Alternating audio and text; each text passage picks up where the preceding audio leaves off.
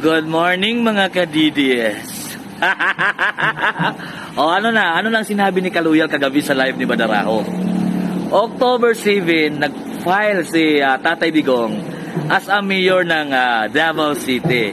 Ngayon, October 8 na So ito na yung final. Kakalabas lang ng balita just in.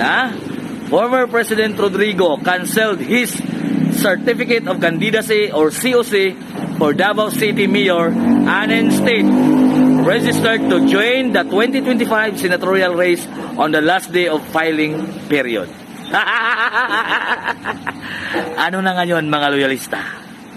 Iiyak na ba ang bagong alkansya? Well mga ka-DDS, panahon na para mag-celebrate tayo. This is it. Good luck Tatay Digong. Alam namin mananalo't mananalo ka sa Senado. Kaya mga kababayan, paano ba yan? Mas lalong lumakas ang Partido Demokratiko Pilipino. Yan ang mga pasabog ni Pangulong Duterte. Bye!